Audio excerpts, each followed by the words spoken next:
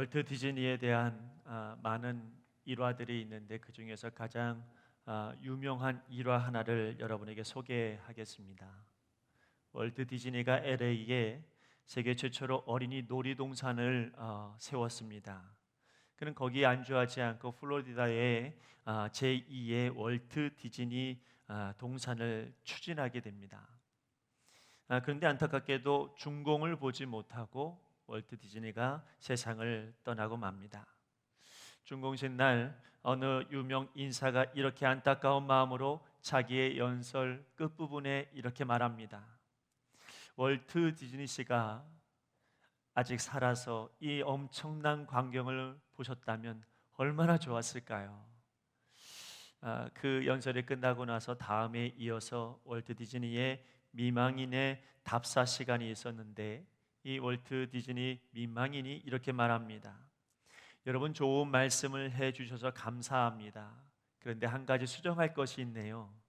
우리 남편이 준공식을 보지 못해 안타깝다고 하셨는데 사실 우리 남편은 오늘 이 동산이 열리는 모습을 보면서 일을 해오신 분입니다. 그분이 그 모습을 보았기 때문에 지금 우리가 여기에 이렇게 있습니다. 월트 디즈니의 역사관, 세계관은 지금 내 눈앞에 보여지는 것으로 끝나지 않고 그의 세계관은 저 멀리 저 미래까지도 바라보며 그렇게 살았던 그런 인물입니다. 우린 그걸 뭐라고 이야기하냐면 믿음이다, 그렇게 이야기하고 그걸 바로 기독교적 세계관이다, 또 이렇게 이야기하기도 합니다. 창세기 말씀에 보면 또 미래를 보면서 믿음으로 살았던 귀한 우리의 조상이 있습니다. 잘 알고 있는 아브라함입니다. 창세기 22장 말씀에 보면 이 아브라함에게 청천벽력과 같은 하나님의 음성이 들립니다. 네가 100세에 낳았던 그 아들을 내게 번제로 바쳐라. 여러분, 이 정도의 이야기를 들었을 때 여러분 아브라함이 얼마나 놀랐을까? 우린 성경을 읽을 때마다 참 아브라함 힘들었겠다, 어려웠겠다, 놀랐겠다 이런 생각을 합니다. 근데 그는 여러분 아무 말도 성경에 하지 않았습니다. 보통 이렇게 이야기하면 도망을 치든지 아니면 그 명령을 무시하든지 아니면 심지어는 좀 늦장을 부릴 만도 한데 이 아브라함은 아침 일찍 일어나서 이제 하나님의 명령대로 이삭을 바치기로 작정하고 길을 떠납니다. 한참 가다가 보니까 이삭이 이제 어린 양이 없으니까 아버지에게 묻지요. 아버지, 불과 나무는 있거니와 번제할 어린 양은 어디 있습니까? 물어요. 그때 아브라함의 대답이 진짜 걸작입니다. 뭐라고 이야기합니까? 내 아들아, 번제할 어린 양은 하나님이 자기를 위하여 친히 준비하시리라. 여러분, 이 히브리서 기자가 아브라함에 대해서 소개를 쭉 하면서 이 자기를 위하여 라고 하는 이 말 한마디를 가지고 그는 어떻게 해석을 하냐면 이 믿음으로 아브라함이 하나님께서 아이를 죽이지 아니하실 것을 믿었고 죽인다 할지라도 다시 살리실 것을 그는 믿었다, 이렇게 해석을 합니다.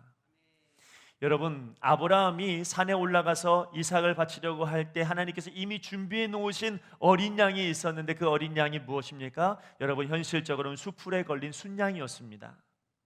그런데 여러분, 더 미래를 내다보았을 때는 그때는 우리 죄를 담당하시려고 십자가에 달려 죽으신 하나님의 어린 양, 곧 예수 그리스도를 상징하죠. 그러니 여러분, 아브라함의 세계관은 어디까지 온 것입니까? 아브라함은 여러분 작게는 하나님께서 분명히 준비해 놓으셨을 것이다 라고 하는 거기까지가 아니라 그의 믿음의 세계관, 그의 영적인 세계관은 어디까지 왔냐면 예수 그리스도께까지 그의 마음이 닿았던 것입니다. 이걸 우리는 뭐라고 이야기하냐면 그게 믿음이다. 예수님까지 볼 수 있는 것이 믿음이다. 예수님께서 중심이 되신 것을 바로 거기까지 볼 때가 믿음이다, 이렇게 이야기합니다. 자, 한 사람의 이야기를 더 여러분에게 소개합니다. 여러분, 이번에는 신약에 와서 죽음 앞에서 괴로워 눈물을 흘리면서도 믿음으로 고백했던 한 여인이 등장합니다. 요한복음 11장에 나오는 나사로의 누이 마르다입니다. 여러분, 예수님께서 뒤늦게 나사로의 집에 도착을 하셨습니다. 그랬을 때 마르다가 너무 눈물을 흘리면서 예수님을 잡고 하소연하지요. 뭐라고 합니까? 주님, 주님이 여기 계셨다면 내 오라버니가 죽지 않았을 겁니다. 그때 예수님께서 대답하십니다. 네 오라버니가 다시 살아나리라. 그때 여러분 이 마르다가 예 맞습니다. 주님 마지막 날 부활 때에는 다시 다 살아날 줄을 내가 믿습니다. 마르다의 세계관도 역시 미래를 바라보는 믿음의 눈이 그에게 있었습니다. 장차 하나님 나라에 다 들어갈 것입니다. 천국이 있습니다. 거기까지 그는 믿음으로 보았습니다. 그런데 여러분 예수님께서 여러분 이 마르다에게 그의 세계관을 또 바꿔놓으십니다.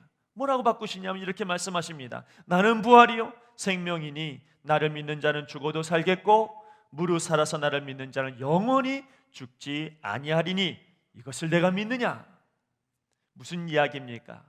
여러분 마르다는 장차 우리가 하나님 나라 들어갈 것을 믿습니다 이렇게 이야기했는데 예수님은 그의 세계관을 바꿔놓습니다. 장차 아니야. 내 중심으로 예수님 중심으로 나 중심으로 믿고 나아가면 그게 세계관이면 그러면 오늘도 너는 살아가면서 믿음으로 살게 될 것이고 오늘도 사는 사람이요 장차 살 것이다 말씀하시는 것이죠. 여러분 예수님께서 원하시는 그에게 베풀어 주시는 세계관은 뭐냐면 예수님 중심의 세계관입니다. 예수님께서 함께 하시면 지금 바로 살 수 있다라고 하는 그런 믿음을 그녀에게 알려주시는 것입니다. 자 여러분 하나님의 세계관은 우리가 생각하는 그 세계관과 전혀 다릅니다. 우리가 바라보는 그런 어떤 가치관과 하나님이 바라보시는 가치관은 또 다릅니다. 여러분 성경을 읽다가 보면은 내가 생각하는 나의 세계관, 나의 가치관이 어떤 때는 하나님께서 보시는 것과 정반대의 모습일 때가 있습니다. 성경을 보면 그렇습니다. 아담과 하와가 범죄한 이후에 그들은 바로 알았습니다. 뭘 알았냐면 자기의 모습이 옷을 벗고 있음을 그때서야 깨닫죠. 그때 여러분 그들이 급조해서 만든 옷이 뭐였냐면 무화과나무 잎을 뜯어다가 그것으로 자기의 옷을 입었는데 하나님은 그들에게 이미 준비된 옷을 예비하고 있었죠. 짐승을 죽이고 그 짐승의 가죽으로 이들의 옷을 입힌 것입니다. 가죽 옷을 입힌 거죠. 그래서 우리는 생각합니다. 짐승을 죽여서 가죽 옷을 입히셨다. 그 죽임당한 짐승을 생각하면서 우리는 누굴 생각하냐면 예수님을 생각합니다. 예수님이 죽으심으로 말미암아 우리의 허물, 우리의 죄가 가려졌기 때문이죠. 그것이 바로 우리가 생각하는 구원관입니다. 우리가 생각하는 세계관입니다. 근데 여러분 하나님께서 생각하시는 세계관은 다릅니다. 우리는 그렇게 믿고 있으나 그러나 하나님은 예수님 중심의 세계관을 가지고 계시죠. 예수님께서 우리를 위해서 십자가 달려 죽으시고 그 죽으심으로 말미암아 우리의 허물이 벗겨지고 우리의 허물이 가려질 것을 하나님은 이미 아셨어요. 그래서 예수님 중심으로 예수님이 그렇게 죽으실 것이니까 예수님 대신에 짐승을 죽여서 여러분 그 가죽옷을 입혀놓으신 거예요. 가죽옷을 입혔기 때문에 예수님이 죽은 게 아니라 예수님이 죽을 것이기 때문에 여러분 가죽옷을 입히신 거죠. 자, 이스라엘의 제사가 5가지의 제사법이 있습니다. 번제, 소제, 화목제, 속건제, 속죄제가 있습니다. 여기는 다 한결같이 하나님 앞에 제물이 필요합니다. 근데 그 제물을 죽이는 그런 과정이나 그런 모든 것을 통하여서 우리는 생각합니다. 이 어린 양이 죽음으로 말미암아 우리는 하나님과의 관계를 회복했다라고 이렇게 생각합니다. 그게 우리의 세계관입니다. 그러나 여러분 하나님은 하나님께서 보시는 세계관은 예수님 중심입니다. 예수님께서 죽으실 것이고 그렇게 번제물로 쓰임받게 되어졌으므로 말미암아 우리가 하나님과의 관계가 회복될 것입니다. 그렇게 될 것이기 때문에 아직 예수님을 알지 못하는 이들에게 번제할 수 있는 방법과 기능과 그런 어떤 방법을 채택하여서 알려주신 거죠. 이렇게 제사를 드렸기 때문에 예수님이 죽은 게 아닙니다. 예수님이 죽을 것이기 때문에 이런 제사를 알려주신 겁니다. 하나님의 중심 세계관은 어디에 있냐면 언제든지 예수님에게 있습니다. 하나님의 중심의 세계관은 여러분 인간 중심이 아닙니다. 내 중심이 아닙니다. 오직 이 역사는 다 예수님 중심으로 돌아가는 그런 세계관을 가지고 있는 것이죠. 그 외에도 여러분 우리가 성경을 통해서 얼마나 많은 사건과 얼마나 많은 인물과 얼마나 많은 역사를 통해서 하나님의 역사관과 우리의 생각하는 역사관이 다른지 여러분 우리는 보게 됩니다. 모든 역사는 예수님 중심입니다. 그래서 우리의 입장에서는 참 역설적인 세계입니다. 그러나 그 역설적인 세계를 믿고, 다시 말하면 예수 중심의 세계관을 믿고 나아가는 것, 그걸 우리는 뭐라고 이야기하면 그게 은혜다, 그게 믿음이다, 그게 하나님의 축복이다, 이렇게 말합니다. 내가 살아가는 모든 문제들 가운데 중심은 내가 무엇을 해서가 아니라 하나님 중심으로, 예수님 중심으로 내 인생이 돌아가고 있다. 이것이 여러분 우리에게 믿음으로 올 때에 우리는 하나님 백성이 되는 겁니다. 나는 오늘 어떻게 살아가야 될 것인가? 나는 무엇을 위해서 살아갈 것인가? 나의 가치관은 어디 있는가? 나의 정체성은 어디 있는가? 여러분, 그 모든 정체성은 어디에 있냐면 예수님 중심으로 있을 때에 내가 됩니다. 그리스도인이 그리스도인 되는 것이죠. 오늘 여러분의 삶의 중심이 어디 있습니까? 삶의 중심이 내가 아니라 예수님이 되실 때, 그때 내 인생은 비로소 가치 있는 인생이 될 것입니다. 오늘 본문의 말씀에 보면 아주 역설적인 하나님의 세계관이 담긴 말씀이 등장합니다. 성경에 뭐라고 합니까? 물이 바다를 덮은 같이. 여러분, 우리는 보통 바다를 볼 때 뭐라고 이야기하냐면, 와, 바다가 너무 맑다, 와, 바닷물이 너무 많다, 바닷물이 대단한데, 여러분이 그렇게 바다를 보고 감탄사를 여러분 연발하죠. 그런데 여러분, 오늘 성경에 이 이사야는 시적으로 이렇게 표현합니다. 물이 바다를 덮은 같이. 여러분, 물이 바다를 덮어버렸습니다. 바다가 바다 될 수 있는 것은 반드시 물이 바다를 덮었기 때문이라는 겁니다. 바다 안에 물고기가 놀 수 있는 것은 바다기 때문에 물고기가 노는 게 아니라 바다에 물이 덮여져서 그 안에 물고기가 제대로 사는 겁니다. 여러분, 지금 이사야의 시선은 여러분 물이 바다를 덮어버렸습니다. 여러분, 바다이기 때문에 물이 있는 것이 아닙니다. 물이 덮여졌기 때문에 바다가 된 것입니다. 여기서 바다는 우리 마음을 얘기합니다.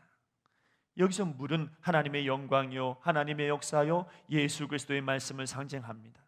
그건 무슨 말입니까?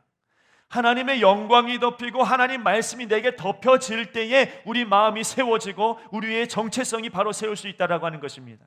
내가 하나님의 백성입니다라고 하는 게 아니라 하나님의 영광이 내게 임하여지면 그때 내가 나의 모습이 제대로 갖춰지는 것입니다. 내 마음이 왜 흔들립니까? 하나님의 영광이 내게 덮여지면 내 마음이 바로 세워집니다. 나의 정체성이 어디 있습니까? 나의 인생의 정체성이 무엇입니까? 하나님의 영광이 내게 임하여지면 비로소 내가 나 되는 것입니다.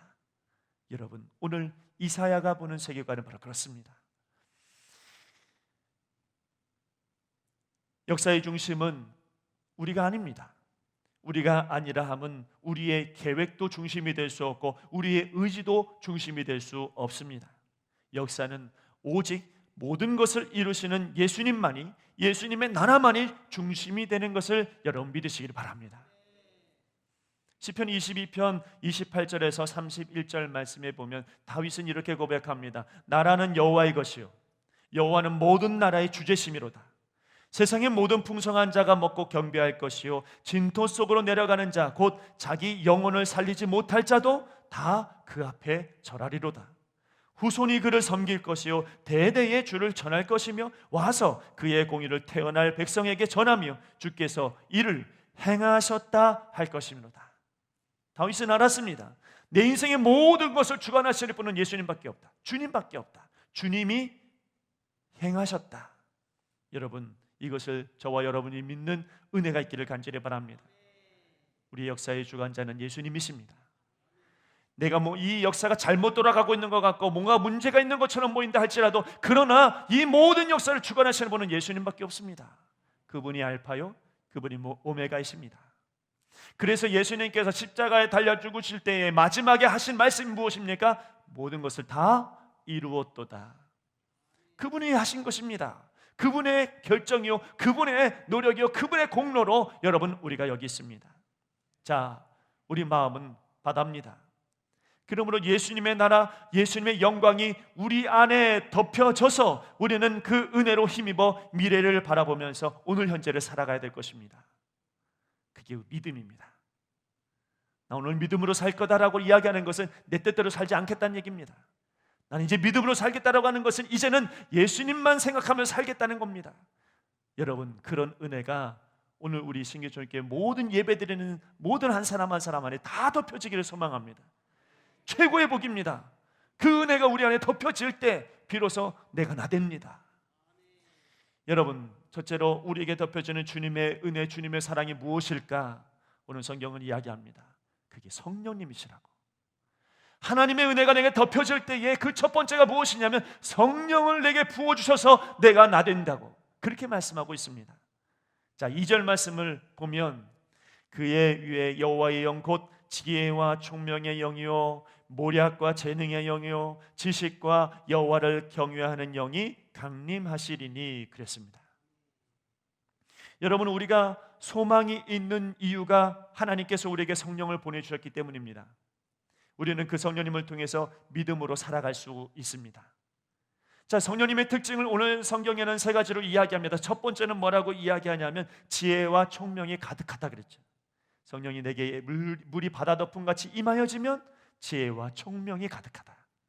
우리 인생에 참 힘든 일이 무엇입니까? 여러분, 우리가 자꾸 죄를 짓는 이유는 무엇입니까? 분별하지 못하기 때문이죠.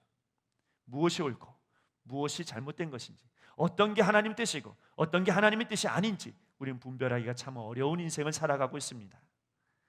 내 본성으로 보았을 때는 이거 맞는 말입니다. 내가 생각할 땐 이거는 다른 길입니다. 이 길로 가는 게 옳습니다. 그런데 이상하게 여러분, 내가 원하는 그 길대로 안 될 때도 있고요, 하나님께서 때로는 그 길을 열어줄 때도 있습니다. 여러분, 내가 원하는 방향 이게 맞는 것 같습니다. 내가 그래서 언제든지 이야기합니다. 나 될 거라고, 할 수 있다고. 여러분, 우리는 입술로 그렇게 고백을 하죠. 그러면서 여러분, 내가 원하는 방향으로 갑니다. 신기한 건 그 내가 말한 것 때문에 내가 넘어집니다. 내가 계획한 것 때문에 넘어집니다. 내가 할 수 있다라고 이야기한 그것 때문에, 나의 생각 때문에 여러분, 내가 후회를 하고 그리고 넘어질 때가 있습니다. 마치 야곱이 자기의 지혜로 모든 복을 쫓아가다가 결국 야복 강가에서 다 잃어버릴 것 같은 그런 순간을 맞이하는 것처럼 그 우리의 인생이 그렇습니다. 내 뜻대로 내 생각대로 가는 그 순간에 여러분, 우리는 그것 때문에 발목 잡힙니다. 근데 오늘 성경은 뭐라고 이야기하냐면 성령님께서 내게 은혜로 부어주시면, 물이 바다 덮음 같이 성령이 내게 임하여 주시면, 하나님의 영광이 내게 그렇게 임하여 주시면 내게 여러분 지혜와 총명으로 분별하도록 인도해 주신다는 겁니다. 여러분, 이러한 도움이 우리의 믿음을 새롭게 합니다. 또 하나 성령님을 뭐라고 이야기하냐면 모략과 재능의 영이다 이렇게 말합니다. 이게 무슨 뜻이냐면 올바른 판단을 하고 수행할 수 있는 능력을 주시는 것을 말합니다. 다시 말하면 오늘도 우리는 하나님 말씀을 듣습니다. 하나님 말씀을 듣는다는 것은 하나님을 알아가는 거죠. 하나님을 아는 지식이 내 안에 생겼습니다. 그런데 여러분, 우리는 어떻습니까? 월요일 날 되면 다 잊어버립니다. 저만 그런 것처럼. 그런데 참 신기합니다. 하나님 말씀을 듣고 이게 은혜를 너무 많이 받았는데 월요일 되면 기억이 하나도 안 납니다. 왜 그럴까요? 여러분, 그 순간순간마다 여러분 우리의 지혜와 우리의 능력이 부족하기 때문입니다. 말씀은 압니다. 지식적으로 아는데 그것을 행하기가 어려운 것이죠. 근데 여러분, 오늘 성경은 뭐라고 하냐면 행할 수 있는 능력을 성령님께서 우리에게 주신다고 말씀하고 있습니다. 나는 할 수 없습니다. 그러나 성령님께서 내게 임하여 주시면 여러분 그 말씀을 실천할 수 있는 능력도 내게 부어주신다고 말씀하고 있는 거죠. 또 하나 성령님의 특징이 뭐라고 나왔냐면 지식과 여호와를 경외하는 마음이다 이렇게 말했습니다. 오늘 이 자리에 예배를 참석하기 위해서 오신 분들, 또 오늘 예배의 그 자기의 처소에서 영상으로 예배드리는 여러분, 우리 모두가 어떻게 그렇게 예배드릴 수 있습니까? 어떻게 하나님 앞에 나올 수 있습니까? 그렇게 순전한 마음을 가지고 예배드리는 자세로 하나님께 나올 수 있습니까? 그것은 여러분 내 안에 하나님을 경외하는 마음이 생겼기 때문이죠. 누가 도와주신 겁니까? 성령님이 내게 임하여 주시면, 성령님이 물이 바다 덮음같이 내게 임하여 주시면 내가 하나님께로 나아가야 되겠다라고 하는 이 마음이 내 안에 생겨나는 것이죠. 여러분, 물이 바다 덮음같이 하나님께서 우리에게 예수님으로 인하여 성령님을 부어주십니다. 여러분 믿으십니까? 성령님을 내 안에 부어주십니다. 그러면 부족한 지혜와 총명을 덮어주시고 우리의 연약한 재능에 하나님께서 모략과 재능을 부어주시고 여러분, 내가 너무나도 작은 지식과 그리고 내가 연약한 경건함에 하나님께서는 지식과 여호와를 경외하는 마음을 부어주시는, 그래서 비로소 내가 믿음으로 살아갈 수 있도록 하나님께서 인도해 주시는 것입니다. 이게 여러분, 물이 바다 덮음같이 내게 부어주시는 성령의 은혜입니다. 또 하나님의 물이 바다를 덮음같이 우리에게 임하여 주시는 하나님의 은혜, 예수님의 사랑, 예수님의 은혜가 무엇이냐면 그것은 그리스도의 통치입니다. 여러분, 그리스도의 통치는 한마디로 공의로운 통치입니다. 그리스도의 통치는 눈에 보이는 대로 심판하지 않는다고 말씀하고 그의 귀에 들리는 대로 판단하지 않는다고 말하고 있습니다. 한치의 오류와 편견이 없는 그런 통치를 하나님께서 이루시겠다고 말씀합니다. 통치하신다라고 하는 것은 우리를 우리 뜻대로 그냥 내버려 두지 않겠다는 겁니다. 하나님께서 간섭하지 않고 그냥 너 마음대로 살아 이렇게 말씀하시는 게 아니라 내가 너를 통치하겠다, 간섭하겠다, 내가 그냥 내버려 두지 않겠다, 여러분 이렇게 말씀하시는 거죠. 물이 바다 덮음같이 내게 임하여 주시는 그 은혜가 그리스도의 통치를 역사하여 주시는 것입니다. 오늘 말씀에 보면 공의로 가난한 자를 심판하신다고 했습니다. 가난한다고 하는 것은 그냥 단순하게 물질적으로 가난하다는 것을 얘기하는 게 아니라 더 하나님 앞에 대해서 갈급한 겁니다. 마태복음 5장에 말씀하고 있는 것처럼 심령이 가난한 자입니다. 이 심령의 가난한 자를 오늘 성경에 뭐라고 이야기하냐면 그리스도의 통치가 임하여지면은 바로 그런 사람을 심판하겠다 말씀하십니다. 여기서 심판은 부정적인 얘기가 아닙니다. 여기서 말하는 심판은 변호해 주겠다는 뜻입니다. 그러니까 여러분, 내가 하나님 더 갈급합니다, 하나님 앞에 더 가까이 가고 싶습니다, 이런 간절한 마음이 있는 사람을 하나님께서 그냥 보지 아니하시고 간섭하시되 보호해 주시고 변호해 주시겠다는 말씀입니다. 여러분, 그리스도의 통치는 물질적으로 가난하고 영적으로도 가난한 우리를 이렇게 변호하시고 보호해 주시는 축복의 여러분 은혜가 있는 것입니다. 또 성경에 뭐라고 이야기하냐면 세상의 겸손한 자를 판단할 것이라고 했습니다. 세상의 겸손한 자는 누굽니까? 여러분, 세계의 평화를 위해서, 교회를 위해서, 가정을 위해서, 나라를 위해서 우리가 하나님 앞에서 정말로 겸손하고 온유한 자를 말합니다. 자기를 낮추는 사람을 말합니다. 자기를 한없이 부족한 사람으로 여기는 사람을 말합니다. 이렇게 온유한 자를 하나님께서 판단하신다는 겁니다. 변호해 주신다는 겁니다. 아무도 내 사정을 알지 못하나 그러나 하나님은 다 알고 보호해 주시고 여러분 변호해 주신다는 이야기입니다. 그런 통치가 누구에게 오는 것입니까? 여러분, 예수님이 나의 구주로 영접한 사람, 그래서 하나님께서 내게 은혜로 물이 바다 덮음같이 역사해 주시면 그 통치가 내 인생 가운데, 내 가정 가운데 이루어진다는 것입니다. 마지막 세 번째는 메시아 왕국입니다. 하나님 나라입니다. 여러분, 다른 말로 이야기하면 천국의 삶입니다. 이 천국은 어쩌면 세상은 이해할 수 없는 그런 삶입니다. 당연한 것이 되지 않는 삶입니다. 이것이 바로 물이 바다 덮음같이 우리에게 부어주시는 예수님의 은혜와 사랑입니다. 메시아 왕국의 특징이 오늘 성경에 이렇게 이야기합니다. 이리가 어린 양과 함께 살고 표범이 어린 염소와 함께 눕습니다. 일이나 표범은, 사자는, 곰은 무엇을 상징적으로 이야기하냐면 굉장히 난폭합니다. 굉장히 난폭할 뿐만 아니라 폭력성을 가지고 있습니다. 그러면 여러분, 하나님의 나라가 임하여지면 이 난폭하고 폭력적인 것이 사라진다는 얘기예요. 폭력적인 것은 당연한 겁니다. 이 세상에 폭력이 없을 수는 없습니다. 여러분, 어떻게 보면 우리가 힘들어하는 부분이 아마 이런 것일 거예요. 매스컴에 계속해서 나오는 말이 뭡니까? 폭력적인 이야기들이에요. 이 사건들로 인해서 많은 사람들이 마음이 아프고 많은 사람들이 괴로워합니다. 그들만 그렇습니까? 우리도 그렇습니다. 우리의 마음으로, 우리의 육으로, 우리의 영으로 여러분은 얼마나 많은 폭력을 행사하고 있는지 모릅니다. 우리는 보이진 않지만 그러나 우리 마음 안에는 이리가 있고 우리 마음 안에는 표범이 있습니다. 폭력성이 있죠. 그러나 오늘 하나님의 은혜가 내게 임하여지면, 물이 바다 덮음같이 내게 임하여지면 폭력성이 당연히 있어야 되는 것이 없어집니다. 그게 천국이라고 말합니다. 그게 하나님의 나라라고 말합니다. 여러분 어떻습니까? 내 안에 폭력성이 있습니다. 내 안에 싫어하는 것이 있습니다. 그런데 신기한 건 하나님의 나라가 내게 임하여지면 놀랍도록 내 마음에 평강이 옵니다. 믿으십니까? 전에는 화가 났습니다. 전에는 기분이 나빴습니다. 폭력적으로 바뀝니다. 그런데 여러분, 하나님의 나라가 내게 임하여지면 놀라운 것은 그것을 가지고 내가 화내지 않습니다. 기분이 나빠지지 않습니다. 내 마음에 화평이 옵니다. 하나님의 나라가 내게 임한 거죠. 또 여러분, 여기 사자가 소처럼 풀을 먹을 것이며 젖먹는 아이가 독사의 구멍에서 장난을 칠 것이라고 했습니다. 이건 무슨 이야기냐면 원수의 관계가 없어지고 평화를 이루는 나라를 말합니다. 여러분, 이 세상은 매일 원수가 만들어지는 세상입니다. 내 뜻대로 되지 않으면 거기에 원수가 만들어집니다. 여러분, 나는 하지 못하는데 저 사람을 함으로 말미암아 내가 오히려 시기하고 질투함으로 말미암아 그 사람이 원수가 되어버렸습니다. 누가 그랬냐면 가인이 그랬습니다. 나는 하나님 앞에 제대로 하지 못해서 인정받지 못했는데 저 아벨은 인정받았습니다. 그래서 아벨은 가인의 원수입니다. 또 내 인생에 문제가 생겼을 때 이 문제를 누구에게 원망의 대상을 찾습니다. 그래서 원망의 대상을 한 명 찾았을 때에 그 사람에게 수차례 원망을 하고 수차례 비난을 합니다. 원수입니다. 내 인생의 원수를 만듭니다. 우리 이 세상은 그런 원수를 만드는 세상으로 바뀌어져 가고 있지요. 그러나 물이 바다 덮음같이 하나님의 은혜가 임하여지면 내 앞에 원수는 없어집니다. 나는 원수를 만들지 않습니다. 친구를 만듭니다.